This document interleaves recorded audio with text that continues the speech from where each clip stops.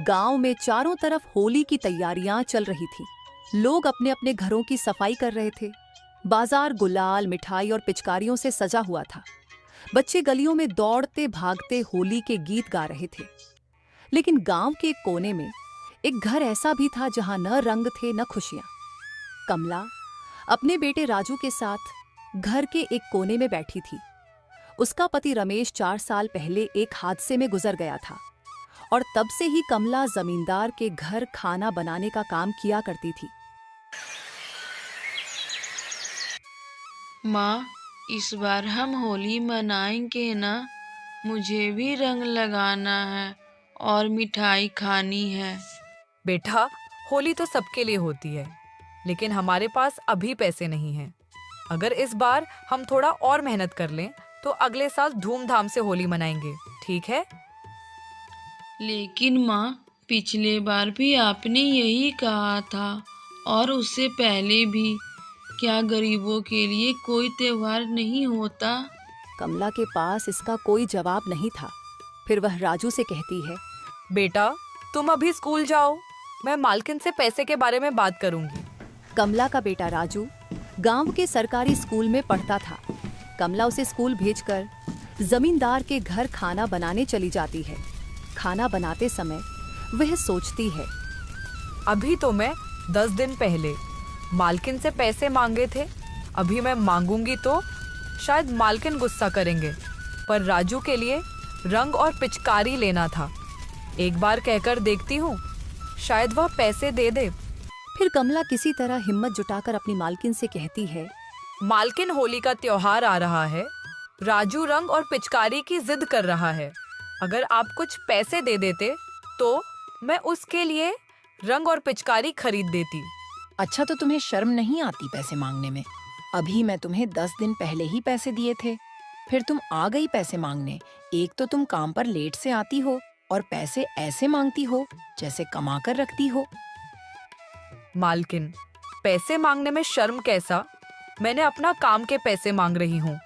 मालकिन, आप अगले महीने मेरे पगार में से पैसे काट लेना, पर अभी दे दो, क्योंकि होली आ रही है और मैं अपने बच्चों के लिए कुछ नहीं खरीद पा रही हूँ। होली में कुछ नहीं खरीद पा रही हूँ तो क्या मैं इसका ठिका लेकर रखी हूँ?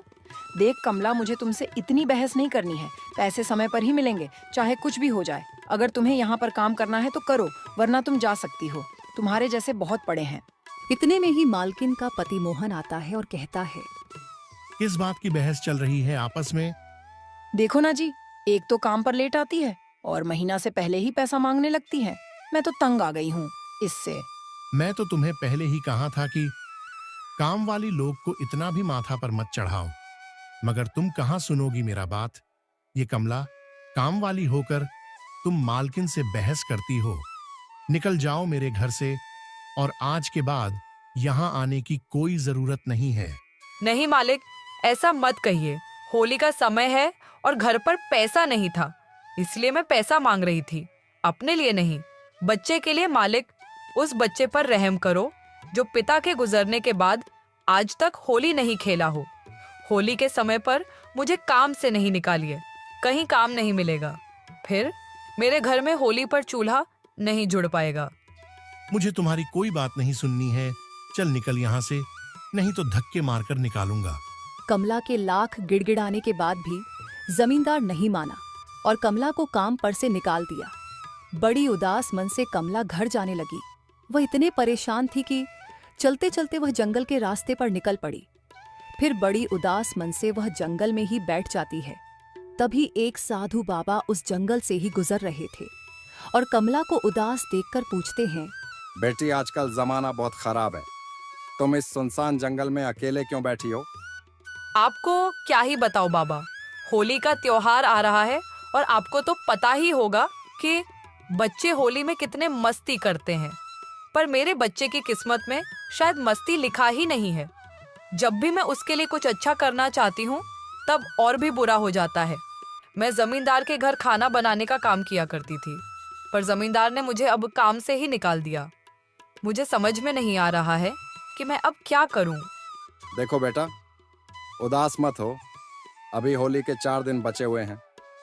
तुम दूसरों के घर में काम करती हो, उससे अच्छा तुम अपना कुछ व्यापार करो। जैसे कि अभी होली का समय है, तो रंग और पिचकारी, गुलाल ये सब अभी ज्यादा बिकेंगे। तुम इसी का व्यापार क्यों नहीं कर लेती हो? पर बाबा, यह सब व्यापार करने के लिए पैसा होना जरूरी है और मेरे पास तो अभी खाने के लाले पड़े हैं। मैं व्यापार कैसे कर सकती हूँ? बेटा, तुम कहीं से पैसा उधार ले लो, पर तुम अपना व्यापार करो और खुद का मालिक बन जाओ। बाबा, अगर व्यापार नहीं चला तो मैं उधार के पैसे कहाँ से भरूंगी? नहीं नहीं, मैं इतना बड़ा रिस्क नहीं लेना चाहती हूँ। मेरे एक बच्चे हैं, ऐसे में तो भूखे मर जाएंगे हम लोग। अरे पगली, रिस्क तो हर कदम पर लेना पड़ता है। क्या तुम यहाँ खड़ी हो तो रिस्क नहीं है? जो रिस्क लेता है जिंदगी में वही आगे बढ़ता है। और हाँ, तुम देसी नुस्खे से ही रंग और गुलाल को बनाकर बेचना। अगर तुम्हारा व्यापार नहीं चला तो तुम इसी जगह हमसे आकर मिलना। यह सब कहकर बाबा वहां से चले जाते हैं। फिर कमला एक उम्मीद लेकर घर लौटती है और गांव के ठाकुर के यहाँ पैसे लेने पहुंच जाती है, जो गांव वालों को व्यापार के लिए उधार पैसे दिया करता था। ठाकुर साहब, हमें भी पैसे चाहिए। मैं भी अपना एक व्यापार करना चाहती हूँ। अरे तुम औरत जात होकर क्या व्यापार करोगी? तुम लोगों को तो घर का खाना और बर्तन का ही काम शोभा देता है। ठाकुर साहब, मैं मजबूर हूँ, तभी व्यापार करना चाहती हूँ। मुझे कुछ पैसे उधार पर दे दीजिए। जैसे मेरे पास पैसे आने लगेंगे, मैं आपका पैसा वापस कर दूंगी। ठीक है, तब तक तुम अपने घर के कागज लाकर मेरे हवाले कर दो। कहीं तुम कर्ज नहीं चुका पाई तो ये घर हमारा हो जाएगा। ठाकुर की यह बात सुनकर कमला का मन डगमगा जाता है। फिर उसे साधु बाबा की बात याद आती है। अरे पगली, रिस्क तो हर कदम पर लेना पड़ता है। क्या तुम यहाँ खड़ी हो तो रिस्क नहीं है? जो रिस्क लेता है जिंदगी में वही आगे बढ़ता है। ठीक है ठाकुर साहब, मुझे आपकी यह शर्त मंजूर है। मुझे पैसा दे दीजिए, मैं कागज लाकर आपको दे दूंगी। फिर कमला ठाकुर से 5,000 रुपये उधार लेकर रंग गुलाल बनाने वाले सामान को लेकर घर आ जाती है और अपने घर के नुस्खे से ही रंग और गुलाल को बनाती है। और अगली सुबह ठेले पर रंग गुलाल और पिचकारी लेकर गांव की तरफ निकल जाती है। आओ भाई, आओ बहन, ये कोई बाजार का रंग नहीं, ये है अपने हाथों से बना प्यार भरा गुलाल। ना केमिकल, ना जलन, बस फूलों की खुशबू और प्यार की मिठास। इस तरह से करके कमला पूरे गांव में रंग गुलाल पिचकारी बेचने लगी, लेकिन कोई उसके रंग खरीदने को तैयार नहीं था। लोग उसकी दुकान के पास से निकल जाते और वह मायूस होकर अपने रंगों को देखती रहती। इस गांव में एक रामलाल नाम का व्यक्ति कई सालों से रंग बेच रहा था। सब रामलाल के रंग ले रहे थे। उनके रंग चमकदार होने के कारण गांव वालों को बहुत पसंद आ रहा था। इतने में एक गरीब लड़का रामलाल के पास आकर थोड़ी सी रंग मांगता है। रामलाल उसे चिढ़कर वहां से चले जाने को कहता है। बच्चा बहुत दुखी हो गया और एक कोने में जाकर खड़ा हो गया। कमला उस बच्चे को देखकर अपने बेटे की याद आ जाती है। वह उस बच्चे के पास जाती है और थोड़े रंग गुलाल उसे ऐसे ही दे देती है। उस बच्चों से उसका घर का पता पूछता है। तब वह बच्चा बताता है कि वह अनाथ है। यह सुनकर कमला को बहुत दया आती है और उस बच्चे को अपने घर चलने को कहती है। रवि उसके घर जाकर बहुत खुश हो जाता है, क्योंकि उसे सोने के लिए घर मिला और खेलने के लिए दोस्त। अब तो कमला की जिम्मेवारी और भी बढ़ गई। कमला चिंता से अपने घर के दरवाजे के बाहर बैठी थी। तभी वहां पर वह साधु बाबा आते हैं, जिन्होंने कमला को व्यापार करने के लिए कहा था। क्या हुआ बेटी, क्या तुम्हारा रंग कोई नहीं खरीद रहा? नहीं बाबा, मेरे गुलाल रंग में कोई चमक नहीं है, क्योंकि मैंने उन्हें अपने हाथों से बनाया है और गांव के रामलाल के रंग गुलाल में बहुत चमक है, इसलिए लोग उनके दुकानों में भीड़ लगा रखा है। तुम चिंता मत करो बेटी, मैं सब देखा हूँ। तुम अपने घर एक अनाथ बच्चे को लेकर आई हो। तुम्हारा दिल कोमल और तुम ईमानदार हो, इसलिए मैं तुमसे बहुत प्रसन्न हूँ और मैं तुम्हें कुछ देना चाहता हूँ। यह लो बेटी, इसमें जादुई रंग है। जब तुम अपने रंगों में इसे मिलाओगी तो तुम्हारे रंग सबसे अलग और खास हो जाएंगे। लेकिन ध्यान रहे, ये रंग सिर्फ प्रेम और सच्चाई के लिए बने हैं। लालच या बुरी नीयत से इनका उपयोग किया तो ये अपना प्रभाव खो देंगे। आपका बहुत बहुत धन्यवाद बाबा। कमला ने बाबा को प्रणाम करके डिबिया पास रख ली। फिर बाबा वहां से गायब हो जाते हैं। फिर रात हो जाती है। कमला ने उस डिबिया के चूर्ण को अपने रंगों में मिला दिया और सो गई। अगले दिन जब वह अपनी दुकान पर पहुंची तो चमत्कार हो गया। उसके रंगों में एक अलग ही चमक थी। वे न केवल सुंदर दिख रहे थे, बल्कि उनसे हल्की हल्की खुशबू भी आ रही थी। जैसे ही पहले ग्राहक ने रंग खरीदा और अपने चेहरे पर लगाया, वह खुशी से चिल्ला उठा, अरे ये रंग तो ठंडक दे रहा है और इसकी खुशबू भी बहुत प्यारी है। बहन जी, मुझे 10 डिब्बे रंग दे देना और 10 पैकेट गुलाल। उसकी ये बात सुनकर रामलाल के दुकान के पास खड़े ग्राहक कमला के पास आ जाते हैं और कमला के गुलाल को उठाकर देखते हैं। तभी कमला बोलती है, भाई साहब, ये गुलाल रंग मैं घरों में बनाई है। इसमें कोई केमिकल नहीं है। आप बच्चों को भी लगा सकते हो, कोई नुकसान नहीं होगा। अच्छा तो ये बात है, मुझे भी 10 डिब्बे रंग और 10 पैकेट गुलाल दे दो। इस तरह से करके कमला के सारे रंग बिक गए और कमला की अच्छी कमाई हुई। कमला घर जाकर और ज्यादा रंग गुलाल को बनाया और उस गांव के बाजार में ले आई। धीरे धीरे यह बात फैलने लगी और गांव के लोग कमला की दुकान पर उमड़ पड़े। हर कोई उसके रंग खरीदना चाहता था। जो लोग पहले रामलाल के रंग खरीद रहे थे, वे भी अब कमला के रंगों की तरफ आकर्षित हो गए। रामलाल, जो यह सब देख रहा था, भीतर ही भीतर तिलमिला उठा। उसकी दुकान पर कोई नहीं आ रहा था। उसने अपने नौकर भोलू को बुलाया। अबे भोलू, ये क्या तमाशा हो रहा है? ये गरीब औरत के अचानक इतना कैसे रंग बिक रहे हैं? हाँ रामलाल भैया, मैं आपको बताना भूल गया था। जब मैं घर से दुकान के लिए आ रहा था, तब इसके घर के पास एक साधु बाबा इसे कुछ डिब्बे में दे रहे थे और कह रहे थे, इसे रंगों में मिला देना। कहीं वह जादुई रंग तो नहीं था? अच्छा, तो ये बात है। तो अब हमें भी वैसा ही करना होगा। जा, ढूंढ उस साधु को। रामलाल ने अपनी नौकर भोलू को उस साधु बाबा को ढूंढने के लिए भेज देता है। भोलू दिन भर गांव में साधु बाबा को खोजता रहा, लेकिन वह कहीं नहीं मिले। थक हार कर वह वापस आया। रामलाल भैया, वह बाबा तो जैसे हवा में गायब हो गए, पूरे गांव में कहीं नहीं मिले। तो अब दूसरा तरीका निकालना होगा। अगर हम साधु को नहीं ढूंढ सकते तो हम कमला के रंगों में गड़बड़ी कर सकते हैं। फिर रामलाल रात होने का इंतजार करता है। चुपके से कमला की झोपड़ी में जाने की योजना बनाई। उसका इरादा था कि वह कमला के रंगों में लाल मिर्च का पाउडर मिलावट कर दे, जिससे लोग उसके रंगों को खरीदना बंद कर दें। रात के समय जब तीनों सो रहे थे, तब रामलाल अपने एक साथी हरिया के साथ चोरी चुपके कमला की झोपड़ी के पास पहुंचा। फिर रामलाल ने अपने दोस्त हरिया से कहा, देख हरिया, मैं दरवाजे पर खड़ा रहूंगा, तू अंदर जा और उसके रंगों में ये लाल मिर्च का पाउडर मिला दे, जिसे गांव वाले लगाते ही चिरमिला उठे। हरिया जैसे ही झोपड़ी में घुसा, अचानक हवा तेज चलने लगी। उसकी आंखों में धूल उड़ने लगी और एक अजीब सी आवाज आई, जो बुरा करेगा वो खुद मिट्टी में मिल जाएगा। हरिया डरकर बाहर भाग आया। रामलाल भाई, मुझे नहीं लगता हमें ये करना चाहिए।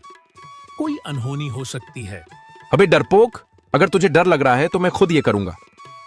फिर रामलाल ने घर के अंदर गया और जैसे ही रंग के डिब्बे को पकड़ा, फिर अचानक जोड़ की हवा चलने लगी। यह तो रंग का डिब्बा पकड़ते के साथ बहुत तेज की हवा चल रही है। अगर मैं इसमें लाल मिर्च का पाउडर मिलाता हूं तो मेरी आंखों में ही लाल मिर्च उड़कर पड़ जाएंगे। एक काम करता हूं, सारा रंग ही चुरा कर ले जाता हूं, फिर मैं इसी रंग को कल बेचूंगा। फिर भी रामलाल ने जैसे तैसे करके उस रंग वाले डिब्बे को अपने दुकान में जाकर रख दिया। अगले दिन सुबह हुई कमला ने देखा कि उसका रंग घर से गायब है। उसने अपने घरों में इधर उधर ढूंढा, पर उसके रंग कहीं नहीं दिखे। वह समझ गई कि किसी ने मेरे रंग को चोरी कर लिया है। वह बिल्कुल अंदर से टूट गई थी। आज होली थी। पूरा गांव रंगों से सराबोर था। हर गली में खुशियों की बौछार थी। बच्चे दौड़ दौड़ कर एक दूसरे को रंग लगा रहे थे, ढोल नगाड़ों की धुन पर। लोग नाच रहे थे और सबके चेहरे पर होली की मस्ती झलक रही थी। लेकिन कमला का घर सूना था। कोई रंग नहीं, कोई खुशी नहीं, कोई मस्ती नहीं। राजू और रवि घर के कोने में उदास बैठा था। उसकी आंखों में आंसू थे। कमला एक कोरी थाली के सामने बैठी थी, न कोई मिठाई न कोई पकवान। तभी राजू धीरे से बोलता है, माँ, हम होली नहीं खेलेंगे? कमला ने आंसू पोंछे लेकिन बोल नहीं पाई। उसकी आवाज गले में अटक गई थी। उधर रामलाल की दुकान पर भीड़ लगी थी। तभी एक व्यक्ति ने रामलाल से कहता है, अरे रामलाल, ये तो वैसा ही चमक रहा है जैसे कल कमला के रंग चमक रहे थे। हाँ भाई, हो सकता है। अब देखता हूँ कि कमला कैसे रंग बेचती है। उसकी होली सूनी हो गई और मेरी दुकान की भीड़ देखो। कमला ने गांव की तरफ निकल पड़ी। वह देखती है कि रामलाल की दुकान पर रंग लेने वालों की भीड़ लगी है। तभी कमला के पास गांव की एक काकी आती है और कहती है, बेटी, रामलाल के पास बिल्कुल तुम्हारी तरह ही रंग है। तुम्हारी रंग की तरह चमक और सुगंधित भी है। पता नहीं रामलाल ने इस बार तुम्हारी तरह रंग कहाँ से ले आया। काकी, कल रात मेरे घर से मेरे रंग चोरी हो गए। इस बार मैंने अपने बच्चों के लिए होली पर कितने सपने सजा कर रखे थे। कमला, कहीं वह रामलाल तुम्हारा रंग तो चोरी करके नहीं ले आया, क्योंकि हर चीज तुम्हारी तरह ही दिख रहा है। काकी, मुझे भी लगता है कि मेरा रंग रामलाल ने ही चुराया है, क्योंकि कल तक रामलाल की दुकान में रंग खरीदने वालों की भीड़ नहीं थी और सुबह होते ही उसके दुकान पर भीड़ हो गई। यह सब आपस में बात कर ही रहे थे। तभी गांव का एक बुजुर्ग आकर कमला से कहता है, अरे कमला, आज तुमने अपनी ठेला नहीं लगाई? देख, रामलाल ने बिल्कुल तुम्हारे तरह ही चमकदार खुशबू वाले रंग और गुलाल लेकर आया है। तभी कमला सोचती है, अब तो पक्का हो गया कि मेरा रंग रामलाल ने ही चुराया है। मुझे इसकी शिकायत गांव के मुखिया से करनी होगी, तभी मुझे न्याय मिलेगा। तभी कमला गांव के मुखिया के पास जाती है और मुखिया को सारी बात बताती है। तभी मुखिया रामलाल को बुलाता है और रामलाल आते के साथ ही वह समझ जाता है कि कमला ने मुझ पर शक करने लगी है। फिर घबराहट में वह बोलता है, मुखिया जी, मैं कमला का कोई भी रंग नहीं चोरी किया है। अरे रामलाल, तुमसे किसने कहा कि कमला का रंग तुमने चोरी किया है? मैंने तो तुमसे कुछ ऐसा कहा ही नहीं। इसका मतलब तुम ही कमला का रंग चोरी किए हो। रामलाल ने अपनी चोरी कबूल करने पर आनाकानी करने लगी। तभी मुखिया ने कमला से कहा, कमला, तुम्हारे पास कुछ सबूत है तो मुझे बताओ। हाँ मुखिया जी, मेरे पास सबूत है। सब लोग चौंक गए। रामलाल के चेहरे का रंग उड़ गया। मैंने अपने बनाए रंगों में एक खास पहचान छुपाई थी। मैंने हल्दी के पानी में कुछ खास पत्तियां मिलाई थी, जिससे रंगों में हल्की खुशबू आ गई थी। अगर रामलाल के पास वही रंग होंगे तो उनमें से वही खुशबू आएगी। रामलाल, जो भी रंग तुम्हारे पास हैं, उन्हें हमारे सामने लाओ। रामलाल अब घबरा गया, लेकिन उसके पास कोई और चारा नहीं था। उसने घर से रंगों की पोटली लाकर सामने रख दी। मुखिया जी ने एक बूंद पानी उसमें मिलाया और हाथों से उसे सूंघा। फिर उन्होंने गांव के एक बुजुर्ग से भी सूंघने को कहा। बुजुर्ग ने तुरंत कहा, हाँ, यह तो हल्दी और उन खास पत्तों की महक है जो कमला ही इस्तेमाल करती थी। रामलाल, तुमने चोरी की है और झूठ भी बोला। तुम्हें सजा मिलेगी। अब से गांव में कोई भी तुम पर भरोसा नहीं करेगा। मुखिया जी, मुझे माफ कर दीजिए। मैं अब दोबारा चोरी का काम नहीं करूंगा। नहीं, तुम्हें सजा मिलेगी और तुम्हारी सजा यह है कि आज तुम्हारी जितनी भी कमाई हुई है सब लाकर कमला को दो, क्योंकि कमला की तुम्हारी वजह से नुकसान हुआ है। रामलाल की आज की कमाई हुई पैसे सब कमला को लाकर देता है और कमला पैसे लेकर बाजार से मिठाई राजू और रवि के लिए, होली के कपड़े, रंग और पिचकारी लेकर जाती है। फिर वह सब खुशी खुशी होली मनाते हैं